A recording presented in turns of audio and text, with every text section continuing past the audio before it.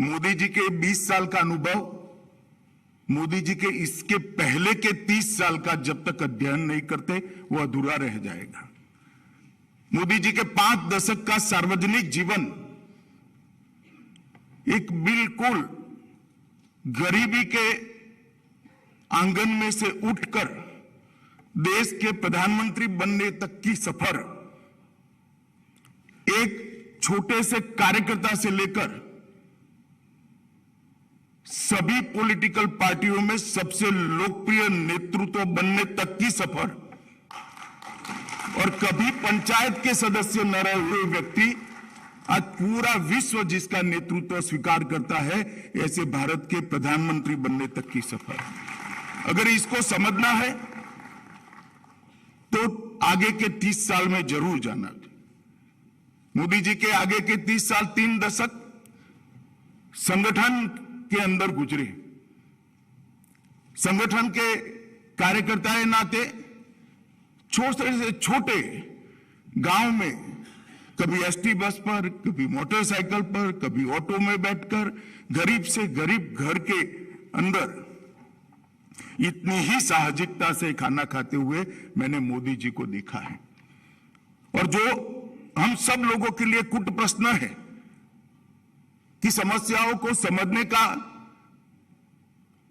इतनी बड़ी शक्ति मोदी जी में कहां से आती है। नीति निर्धारण करते वक्त छोटे से छोटे व्यक्ति के लिए नीति हो, ये आग्रह कहां से आता है। और नीति सर्वसमावेशी हो, सर्वस्पर्शी हो, ये कुनेह कहां से आती है, उसका जवाब वो 30 साल के अंदर है। पहला हिस्सा उनका जीवन का परिश्रम,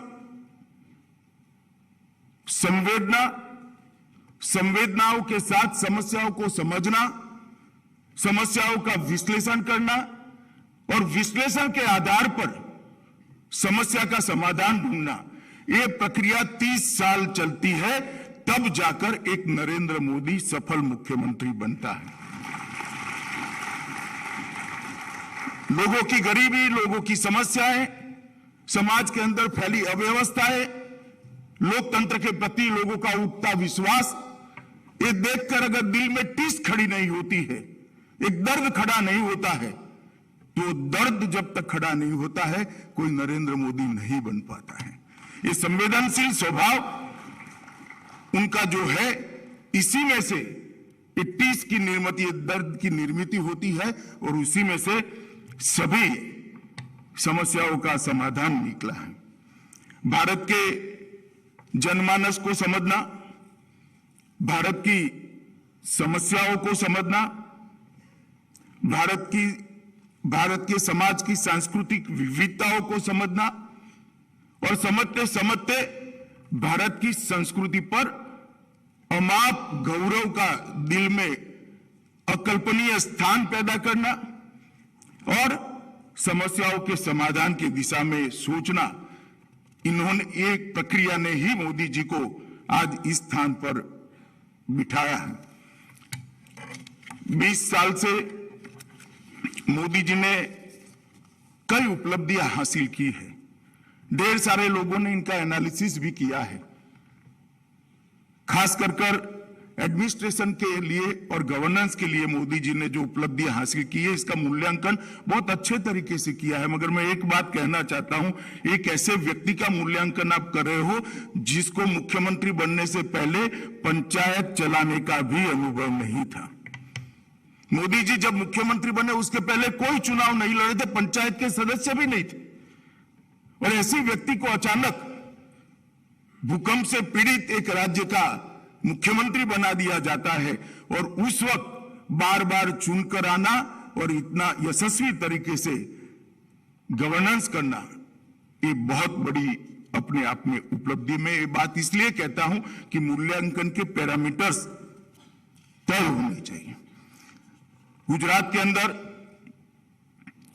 सर्वसमावेशी और सर्वस्पर्शीय विकास हुआ, वो मोदी जी का व्यक्तित्व का परिचय कराता है। गरीबी से गुजरे हुए बचपन के कारण गरीब आदमी की कठिनाइयों और उसकी दिक्कतों से मोदी जी भली भांति परिचित थे। उन्होंने मुख्यमंत्री बनने के बाद संवेदनशील तरीके से समाज के अंतिम व्यक्ति के लिए योजनाएं कैसे बन सकती है और योजनाओं को बनाकर अंतिम व्यक्ति तक किस तरह से पहुंचा जा सकता है, इसका एक उत्कृष्ट उदाहरण लोगों के सामने दिया है।